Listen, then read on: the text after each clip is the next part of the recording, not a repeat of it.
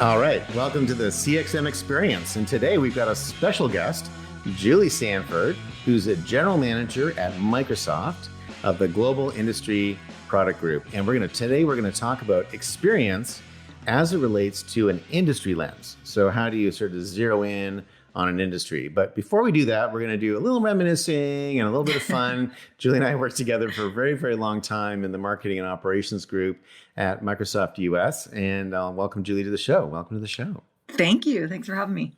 Yeah, well, I'm really appreciate you coming on today, actually. I know it's a busy time, and there's lots going on, but it's really great to have you here. And I haven't talked to you in a while, so it's great to reconnect. Yeah. We've got some good reminiscing. I'm glad we're starting there. Yeah. Well, so I'm not sure how to structure the reminisce, but I mean, I don't know, we could kind of structure like craziest moment, Yeah. I've got one, I don't know, you do, craziest moment, saddest moment, most fun moment. What was the bar we used to go to all the time when we always had all of our mixers and stuff like that? What was that? Earl's. Earl's. Wait, conference room E. I think we used to, that was the secret way of like conference room E for the wind down of the day. And I don't know I think you know this, but I'm allergic to nuts, right? Yeah. And one year at Christmas, just before Christmas, I went to Earl's and I can't remember what I got, like a Caesar salad or whatever. And they brought it out and I said, hey, allergic to nuts, blah, blah, blah. And then I was eating it and I was kind of like, interesting. It was a salad. I know it was a salad, right? And I asked the waiter to come back and I said, what's on this salad? And he goes, oh, that's ground macadamia nuts. That's excellent. It ruined my entire Christmas and New Year's. I wasn't right for 2 weeks. Oh my God. Okay, so craziest moment. I'll give you my craziest moment. You can give me yours. Okay, my craziest moment was we were in one of our regular monthly meetings, our LT meetings. And we and Allison Watson, who I love very much and was our manager. Allison Watson wanted us to do a chart that showed the progression of the sales funnel through the different stages of the sales process. But she didn't want the columns to be the same width. She wanted the marketing columns to be extra super skinny and the sales columns to be extra super wide so that it would show that marketing wasn't very important and sales was way more important. And I was like, that doesn't make any sense to me. Plus, I don't think I can fit it in that way. And we ended up having I think I nearly got fired that day. Like that was the craziest. And I didn't feel like I was being particularly stubborn. I mean, I know I'm a little stubborn sometimes, but it was that was bananas. I mean, I hope Allison's calmed down since then. But that was crazy. Do you remember the day I'm talking about? I do. I'm and it's bringing back all of my mid-year review, post-traumatic stress syndrome from the mid-year review, because I'm how many minutes and hours of my day did I spend trying to short form bullets because we weren't allowed to have a wrapped bullet. Writing bullets. Oh my God. And remember what happened if you leave a period on a bullet? But it was, we created people's careers. We actually had people, that's what they did. They came in and made sure everything fit on the mid-year review slide. So I think I got a chance to catch up with Allison now that she's, in her retirement, and she's just loving it. I mean, she golfs and hikes. That's it. That's her. She's I golf and hike, and that's what makes me happy right now. And that's awesome. I'm so happy. The other moment I remember, I don't know if you remember this. It was the first time we had just started working together. I had moved over into the enterprise and industry team, and you were running the CMO, and we were asked to present together at the all hands. Yeah. Allison's all hands. And remember how they were so dramatic. They were at the movie theaters. And they were productions. Big productions. They were theater productions. Big productions. And you always loved doing this to me where we'd know what we're covering. And you're like, hey, before we start, do you want to know what people are calling us? Oh, my face went, I didn't know. I was like, no, I was like, no. And it was actually more PG than I thought. It was gin and juice. Do you remember Gin and that? juice. The gin That was and the two juice. of us. I know. Yeah, our mom and dad. That was the other one. That was Mom and dad. And then we were presenting away and we were in our flow. And then Allison stands up to start creeping beside us closer and closer where we thought we still had 20 minutes to go. And it was actually, we were 20 minutes over our line. Oh, we were having so much fun though. That was in the movie theater. That was a great presentation, actually. It I was, love that presentation. It was the modern market. I mean, it was really the first part of the modern marketing journey that we were on. So the whole transformation started there. I remember when I first started, I was at the very first one of these giant extravaganza M&O meetings, and I was used to I was coming from Microsoft Research where we presented all the time, but it was very casual. And so Allison was at the front of the room and I'd started the day before or that week or something. And I wander up to her just to chit chat with her, hey, how's it going? And I got some questions for you. And she looked at me with daggers, like one of those cartoons, where the daggers actually come out of the eyes.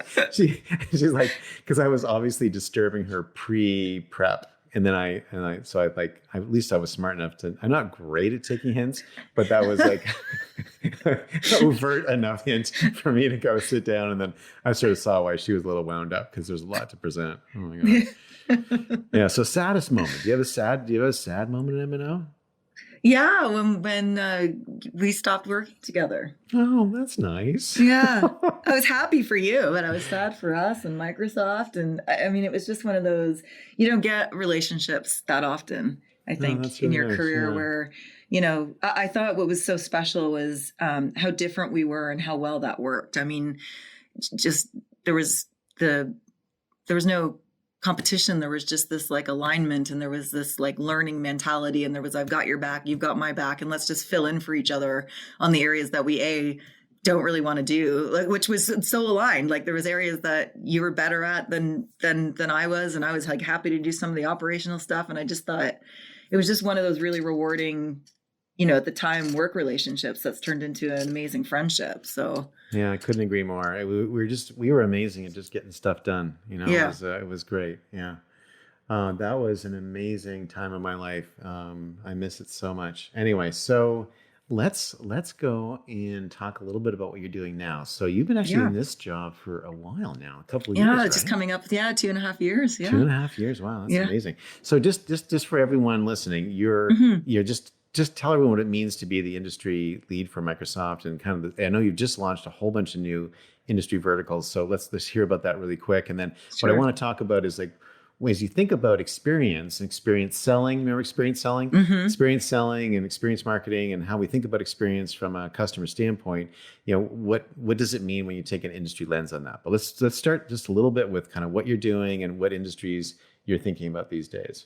Sure. Yeah. So this is a fairly I would say accelerated motion for Microsoft. We've been focused on industry for many, many years, but I think what feels different now is really taking a step back and putting the customer first and bringing to market the full portfolio that Microsoft has to offer. I think we have matured from a product first company into a outcome and value based company for our customers. And so it was really first starting, with the narrative. It was understanding we wanted to redefine our relationship with our customers. We wanted to be partnering with them on their biggest digital transformation work. And in order to do that, you have got to be a trusted advisor to them. And in order for us to be a trusted advisor, we really needed to take a step back and make sure we had depth of knowledge within their industries, the challenges that they were trying to solve. And so that was really just a big shift from everybody from engineering all the way through to the frontline sales organization of how do we pivot from, what Microsoft is bringing to market to shift and understand what the customers are trying to achieve in their core business and how Microsoft can help empower them to do that. And so we're in a unique situation where we have just we brought to market 5 industry clouds in the last 6 months. Wow. 3 we just announced a week ago. a cloud for nonprofit, cloud for financial services, cloud for manufacturing. We announced cloud for retail back in January at the NRF show. And then back in October, we GA'd the very first industry cloud, which was cloud for healthcare. And that was obviously our biggest priority at the time, just given what was going on in the world. You must be tired. Can you hear it in my That's voice? a lot of clouds. Well, and when you do one of these clouds, Julie, are you like, what, because I think the key thing in industry marketing, from my observations, you correct me if you disagree, but the challenge with industry marketing is that to do it correctly, you've really got to actually have the right terminology. You've got to have the right language. I worked in healthcare for a number of years, and I remember going into different healthcare organizations. And they would literally test us in the room, right? They would throw out some acronyms, they'd throw out some concepts to see, do you actually get my industry? Do you know what I'm talking about? And if you failed that early test, then it was like, you don't get invited they back. flipped the bit and you're dead to me, and that was the end of that, right? And so you've got to actually have that. And so that's the first thing. The second thing is then you have to keep it up. And you have to so as you set up one of these clouds, like, how do you organize around it to make sure that you're current to start and stay current on a going basis? Yeah. So the first thing is just we're hiring differently. So across the system, whether it's the set of engineers that we're going to partner with, for my team, from a product marketing perspective, we hire from the industry first. Cool. For example, the employee that joined us to lead retail came from Amazon, and prior to that, she worked across Pepsi, Coca-Cola, Westfield shopping centers. So just very deep expertise across that vast industry. So the language is kind of is what she thinks first. So she'll think retailer first, and then as a marketing discipline, and then we onboard into the technology piece. And so and then same with our sales organization. So we have invested as a company into having, doctors are leading the health industry. Like that's who's cool. Leading the business like unit for doctors. Health. Yeah. And so it just, again, it's the way that we could be customer focused, customer obsessed, customer first. And then as far as activating the system of Microsoft, the first thing we do is write a North Star document that allows everybody to align on what we're trying to accomplish with our customers. And we, before we bring that forward, we have a industry leader program that is a cohort of customers within each specific industry. And that gives us the opportunity to work on that together with the customer. And they're giving us input into that document to help guide and steer. We connect them with engineering. So as we're doing our milestones and roadmap, our customers are right there with us. We have early adopter programs. So we bring them into the process, as we're developing and going to market across private previews, public previews, before anything ever sees the light of day. So, we're really, really focused to make sure not only is the language, but there's got to be product truth. I think for us in the past, we had been doing some great slideware and messaging and marketing. And I think for us, it was, we have to bring integrated solutions to market that are solving their high value business processes that are specific challenges for their industry. And then of course, Microsoft has this amazing partner ecosystem. Right. And so it's bringing the partner ecosystem along with us to help extend those, the platforms that'll allow us to verticalize, because Microsoft would, we would never be able to solve every single challenge in every single industry and sub-vertical. And so that's why our partner ecosystem is just so important. And, you'll remember from working with our partner ecosystem, they've always led from an industry perspective in solving business problems. That's how they have developed and defined their business. So they've really helped accelerate us in that perspective as well.